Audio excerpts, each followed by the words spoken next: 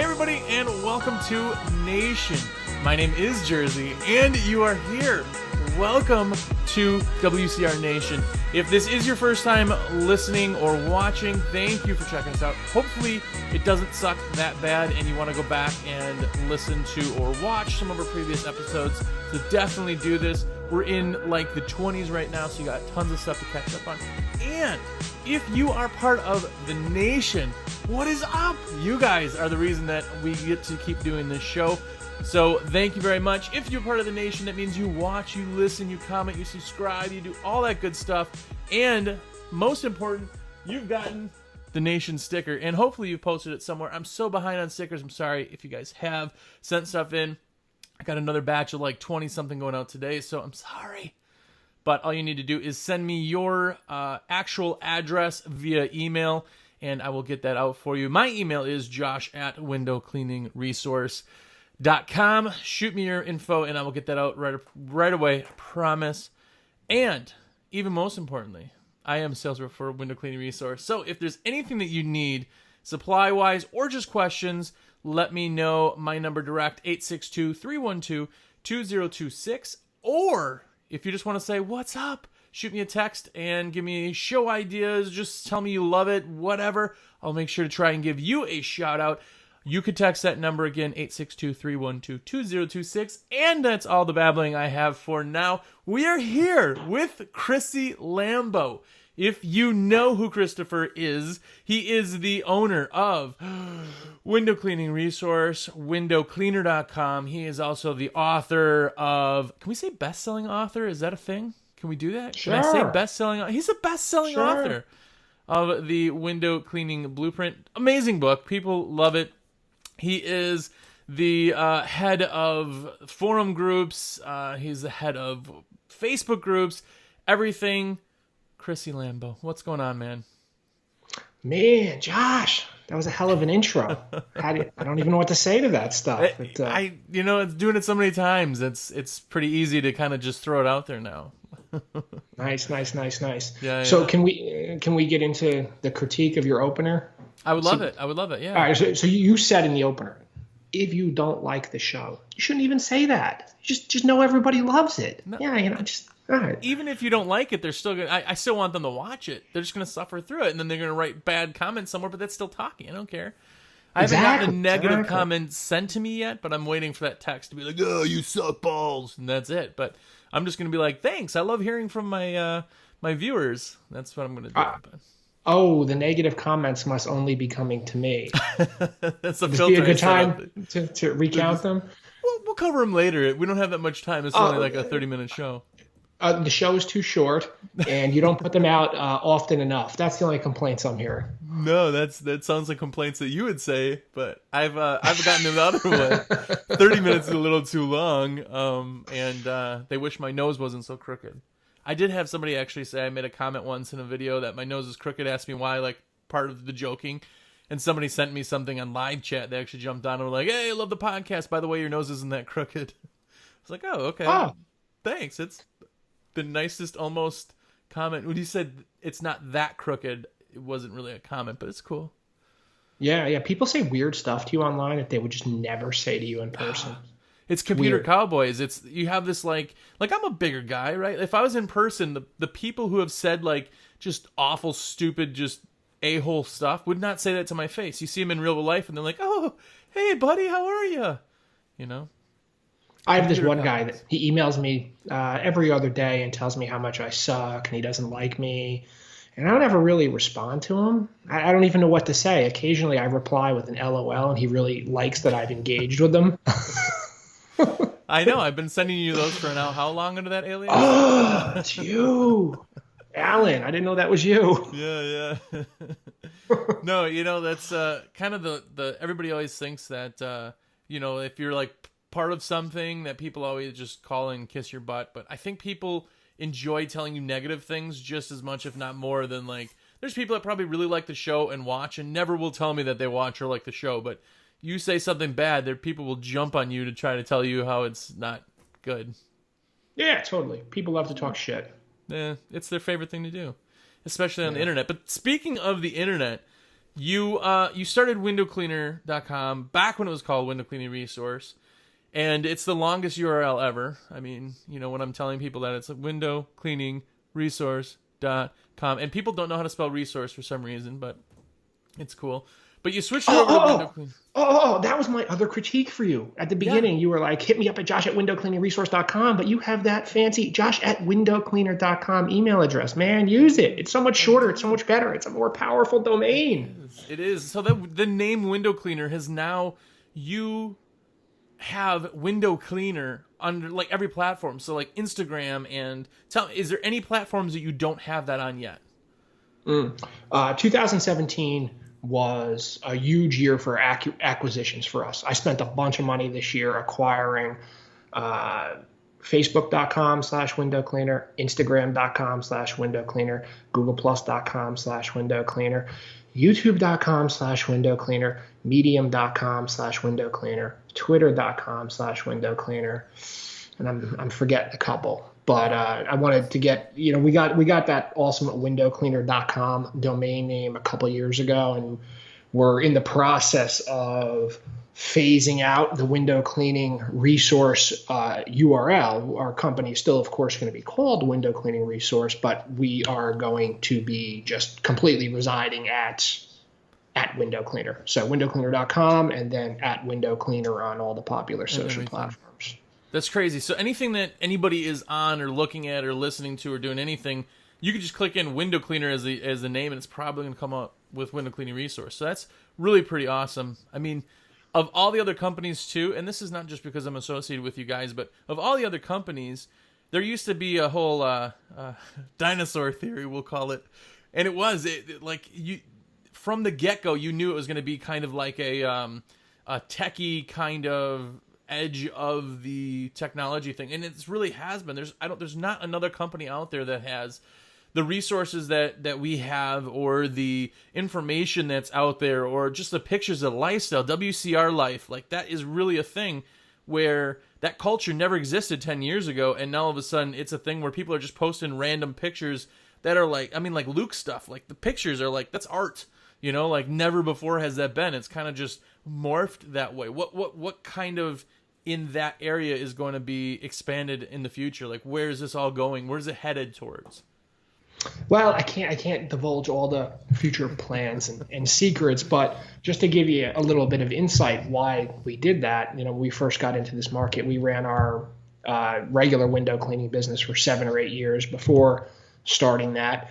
And I'd gone to some conventions and stuff like that. And I always had thought, like, there's all these window cleaners that really love window cleaning. And when you try to talk to somebody in your own personal life about window cleaning, they're like, so you're just like a janitor. I was like, no, you don't get it. You don't get it. It's so much better than that. It's cool. So we just thought, we're going to try to make window cleaning cool. We want to make window cleaning cool. We want it to be cool to be a window cleaner. We want to make it look cool.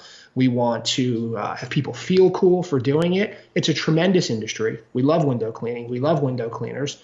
And we may as well make it cool. We may as well make the people that do it every day feel great about their jobs and love what they do. Yeah. That's what we're trying to do. Trying to make window cleaning cool again. Yeah, well, it's boosted. Was, but yeah. It's boosted it up, though. People are more. This is the only industry, I swear, I could go to any state, anywhere, call somebody up and be like, "Hey, I need to crash on your couch." They'd be like, "Sure, whatever." I can't imagine any other industry kind of being this personable and just. It's awesome. But anyway, on top of that, totally. You had said that you had a company before, and I don't know if people know. I know a lot of people probably know everything about you, which is creepy in its own sense. But you had one of the largest companies on the East Coast residentially, right? This is how many years did you have All County Window Cleaning? It was 7 or 8 years, maybe 9 when I sold it. Nice. So you started this on your own, correct?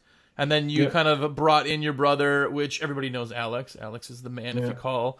But you brought him in to kind of do stuff. Was he doing window cleaning with you at the time too?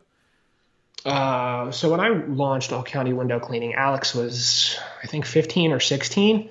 And I said to him one day, "Come on, let's make some extra bucks. Come out with me on Saturday." Because I was pretty much just working by myself at that point. And we went to a house in Sparta, and they had 32 6x6 style storm windows, like 12 panes of glass with storm windows on the inside. By lunchtime, he was just like hating life. I don't want to say it almost brought him to tears, but he was not happy. But when the job was done and I split the money with him, he was like, whoa. And he wasn't too jazzed about doing it. So I pulled my mom in. I said, Mom, Alex, man, you can't have him sitting around. You got to put him to work. Make him work with me. So I kind of sucked him in on the weekends like that. Nice. So then he eventually kind of started working with you, and he's got to be super stoked that he's not cleaning windows anymore. Yeah. I mean, we talk about it once in a while. Like, it'd be fun to kind of still do that, but yeah, we're just kind of tired of it. Yeah. Well, it's like another avenue. Like everybody asks too.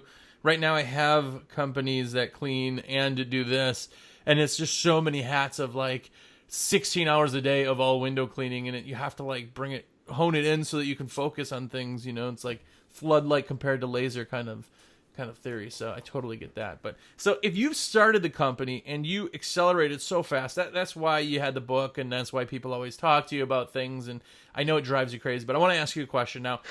In that time, what was like that one thing, like the Holy Grail, the one idea or concept that's sitting on top of that rock that, like, if you knew that one thing, what is that one thing that you could tell people who are either new or not new, or what's the one thing that the Holy Grail? I don't know. There's no Holy Grail. There's no silver bullet. I don't think it is, because people get into this industry I don't think there is, because people get into this industry for a wide spectrum of reasons. A lot of people get into it just so they can work 3 or 4 days a week and make some great cash on the side, and then they can do, other things that they do. Other people get into it because they have no other options in life. Other people get into it because they see it could be a great money-making opportunity. So it's hard to answer that without sort of like knowing who I'm talking to.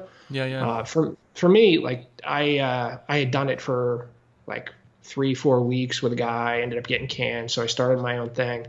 And at first, like, I wasn't taking it seriously. Like the first year, I was just doing it for beer money, whatever, just to get by, just to hang out. I was like 21, 22 years old, just not really taking life super seriously.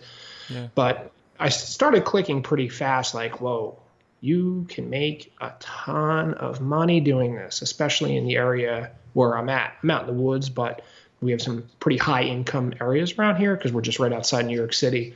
And it started clicking like, man, there's real money in this. The one thing for me, if I'm talking to somebody that's focused on growth and wants to build a bigger business, was, work hard, and don't pay yourself much at first. Don't pay yourself anything. Just reinvest.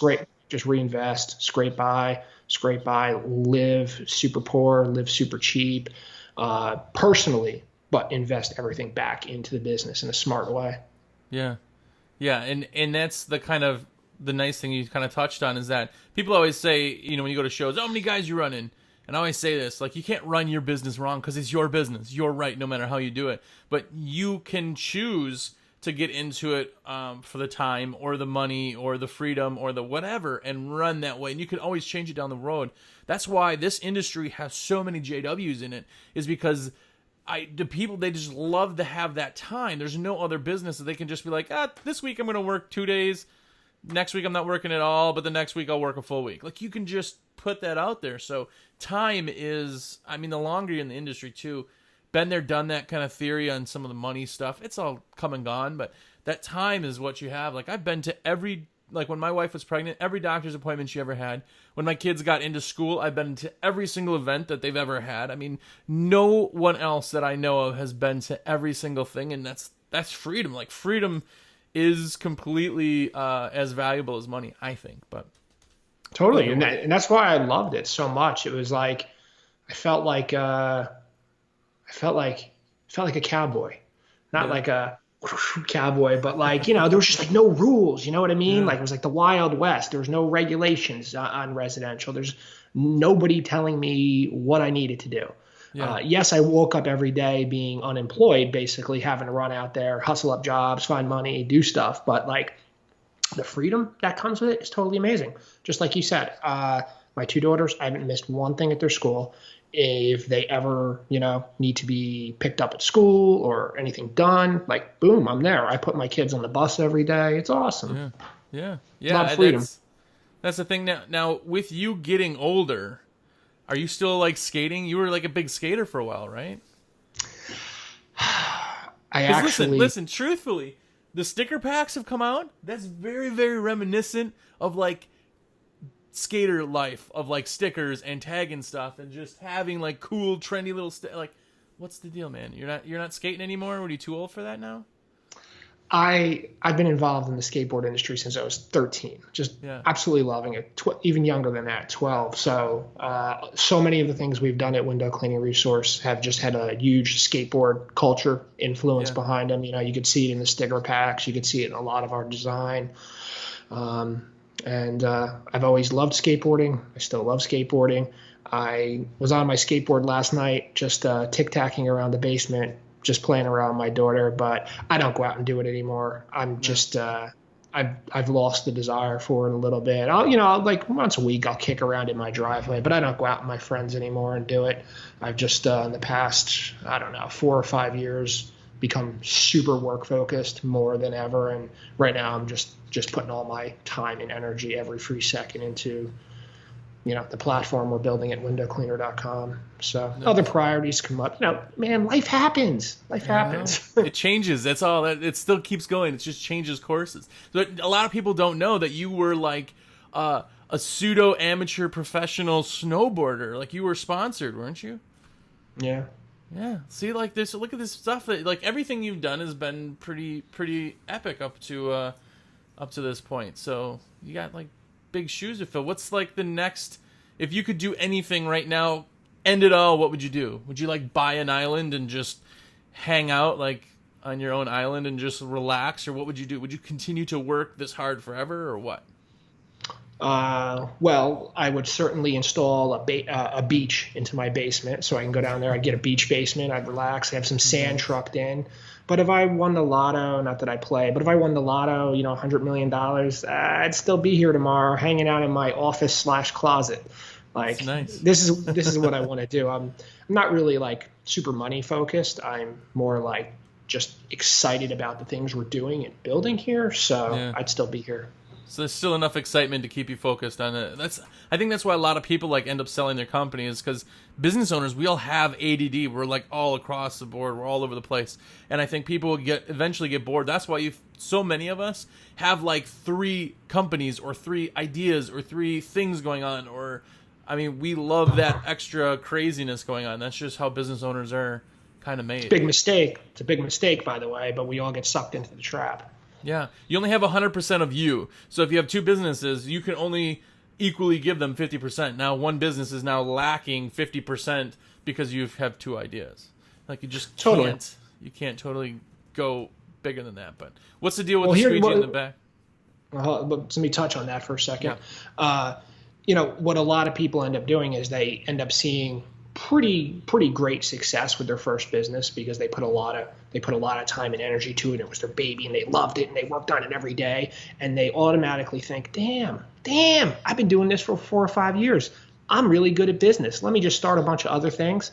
And you know what happens? They suck. They start to fail because so much wasn't put into the new businesses like it was the first business. Yeah. And they end up crumbling overall because they detracted, they took time away from their main income stream. I like to think of the first business, or your core business is kind of like the steak. And if you're going to start some other side projects, you have to keep them, or maybe consider them side dishes. You can only dedicate so many time to these extra cash ideas that you have. And if you take your eye off your main business, your main income producing business, they're all going to fail. But if you make sure this one's successful, these will all succeed because you haven't taken your eye off the ball of the important one. Yeah. Even though maybe you're not passionate about it anymore, but if it's spitting off money, then yeah. Well, it's a kid. Like, it is a legitimate kid. You have a 5-year-old. You can't just leave and be like, all right, well, I guess I'll focus on another kid right now. That 5-year-old doesn't know what to do. Like, they're not self-sustaining enough. Like, systems are so hardcore embedded in business that if you have strong enough systems, you can leave that a little bit more because it's running, but people don't understand that to leave that business and how many hats you have working there and owning it, that to hire that many people, like, you're going to take a significant pay decrease because now you need to hire 3 people just to cover that bit of you because they need to be paid for it. You didn't need to be paid to do human resources and to do the hiring and firing and do the marketing and to do the SEO and to do all that stuff. So a lot of people, they do let their ADD kind of run rampant, but you pulled Big it off mistake. the wall. Yeah. What's the deal with that? Oh man, this is my squeegerang. This is a boomerang shaped like a squeegee, made by a buddy of mine. It's really appreciative he sent it to me, and it actually works. Like, if you look at my Facebook page, I have a couple great videos of playing with it in the backyard, and like, you could throw this thing with. Crazy. Well, cool. I knew there was some kind of a story about that, but quickly, I did want to say that you are potentially going to be doing an actual series on Window Cleaner Facebook page, potentially doing some lives with me. What's going on with that? Is that going to happen? Are we going to do something? Well, this is you using the assumptive close on me.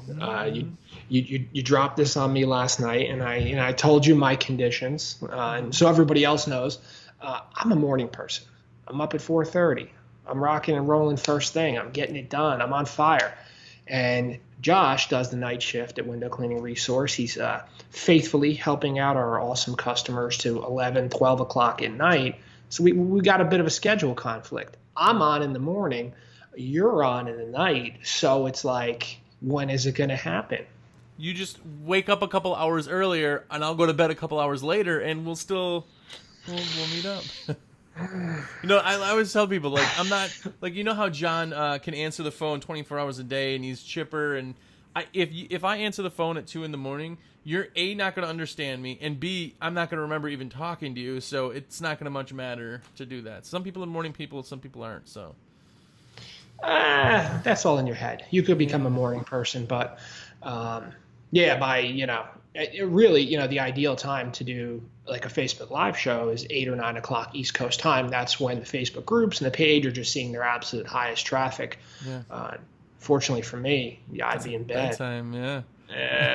There we go. We'll have a show from you in bed, with the real close up with just the glow of your computer screen, trying to talk quiet because your wife is sleeping, and it'd just be super, super awesome. Yeah.